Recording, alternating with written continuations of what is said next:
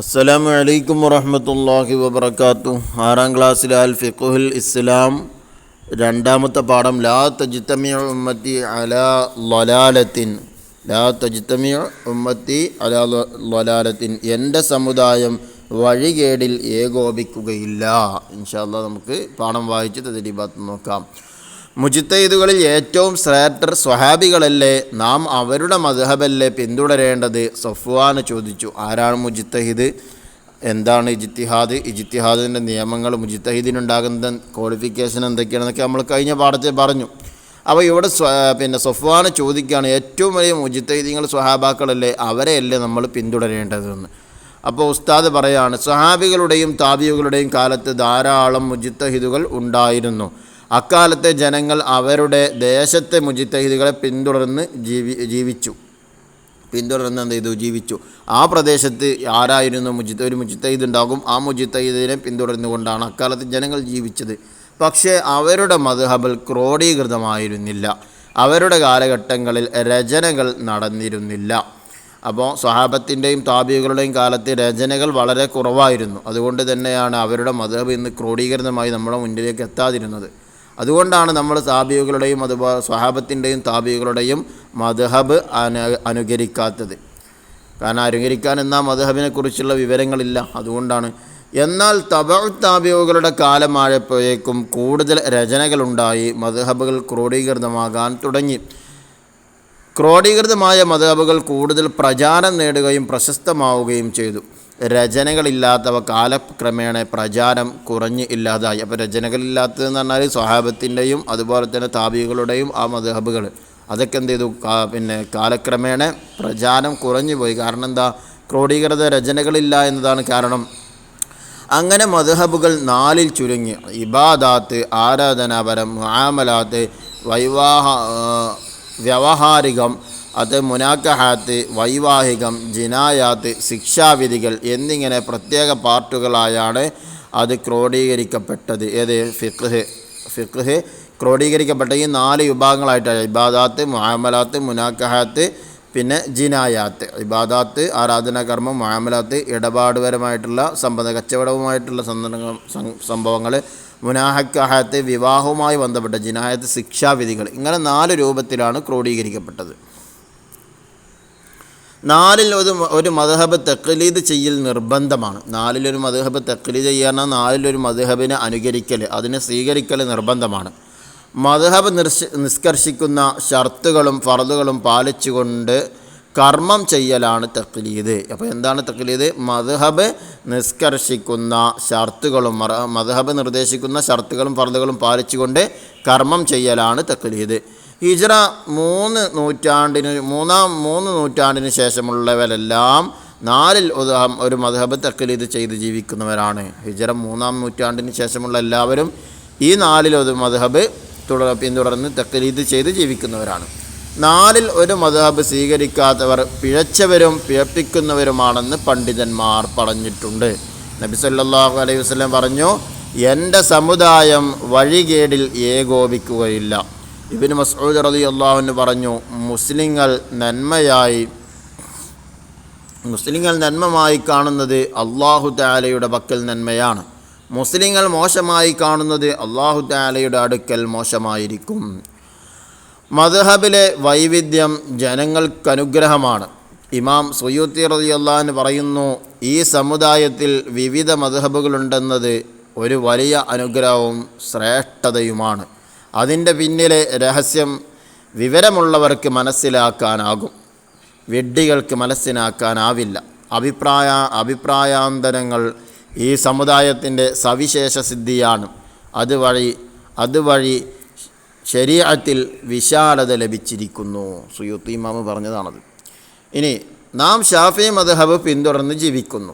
മഹാനായ ഇമാം ശാഫിഈ റളിയല്ലാഹു അൻഹുവിൻ്റെയും അവരുടെ ശിഷ്യന്മാരുടെയും ഇജ്തിഹാദുകളുടെ ക്രോഡീകൃത രൂപമാണത്. ഏത്? ഷാഫിഈ മദ്ഹബ് എന്ന് പറയുന്നത്. എന്താണ് ഷാഫിഈ മദ്ഹബ് പറഞ്ഞാൽ?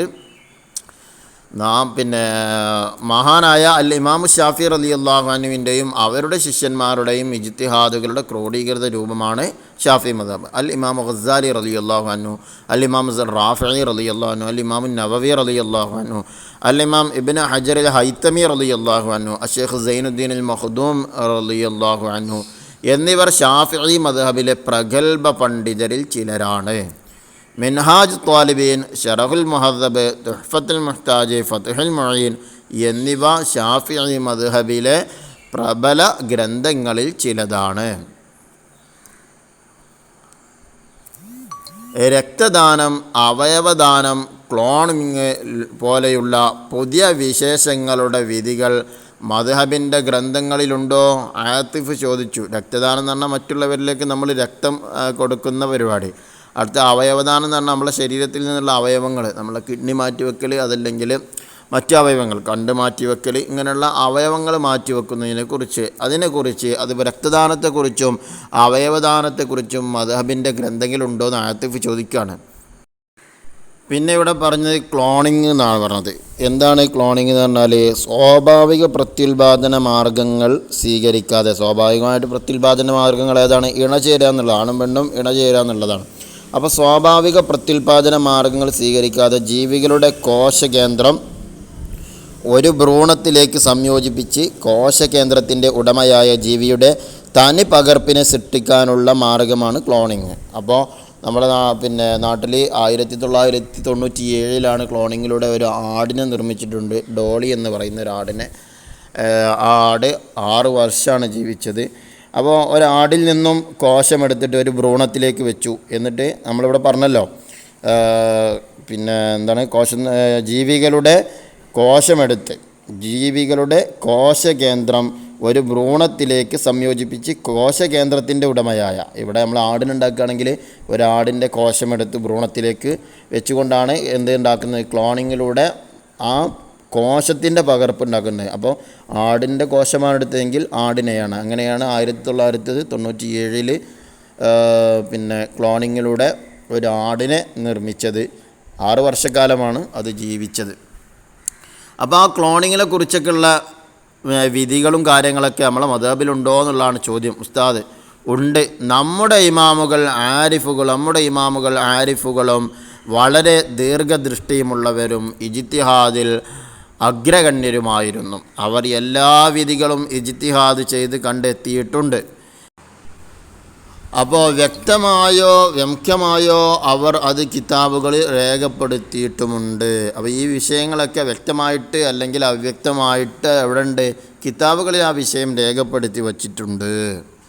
ഇൻഷാ അല്ലാഹ് ഇനി നമുക്ക് തദ്രീബാത്ത് നോക്കാം. അപ്പോൾ തദ്രീബാത്തിൽ ഒന്നാമത്തെ നെസ്സിൽ ചേരുമ്പടി ചേർക്കാനുള്ള അത് വൈവാഹികം, അതിനോട് ചോദിച്ച സി ആണ് മുനാക്കഹാത്ത്. അടുത്ത് ശിക്ഷാവിധികൾ ഡി ആണ് ജിനായാത്ത്. ആരാധനാപരം ആൻസർ എ ആണ് ഇബാദാത്ത്. പിന്നെ വ്യവഹാരികം ആൻസർ ബി ആണ് മുആമലാത്ത്.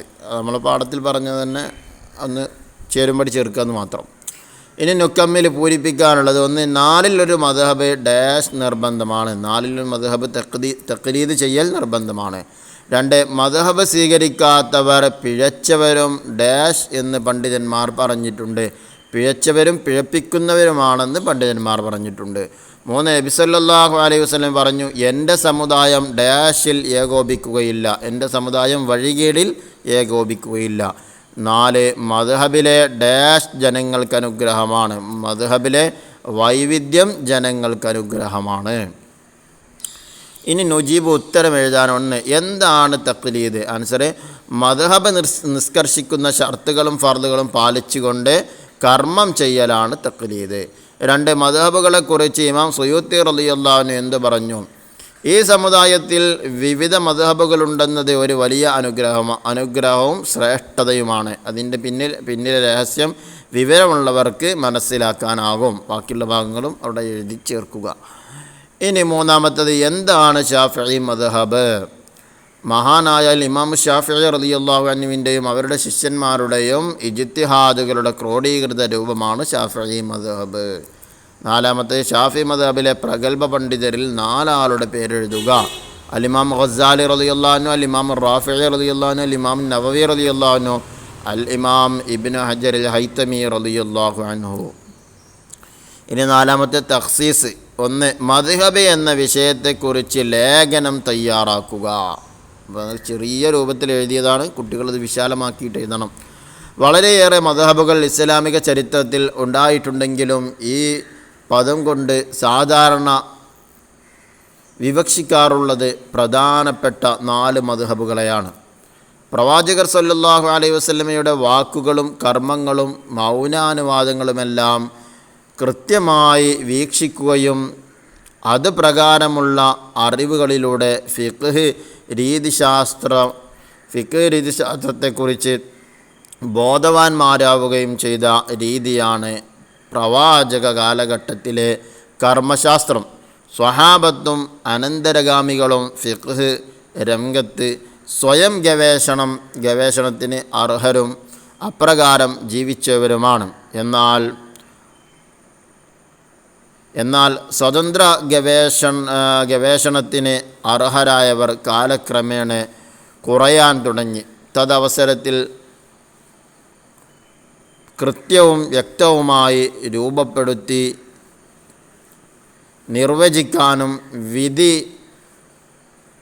നിർവചിക്കാനും വിധം മദ്ഹബിനെ രേഖപ്പെടുത്തി വെച്ചത് അൽ-ഇമാം അബൂ ഹനീഫ റളിയല്ലാഹു അൻഹു, അൽ-ഇമാം മാലിക് റളിയല്ലാഹു അൻഹു, അൽ-ഇമാം ഷാഫിഈ റളിയല്ലാഹു അൻഹു, അൽ-ഇമാം അഹ്മദ് ബിൻ ഹംബൽ റളിയല്ലാഹു അൻഹു എന്നീ 4 ഇമാമുമാരായിരുന്നു. ഇൻഷാ അല്ലാഹ് ഇതോടെ നമ്മുടെ പാഠത്തിൽ തദ്രീബാത്ത് വായിച്ചു കഴിഞ്ഞു.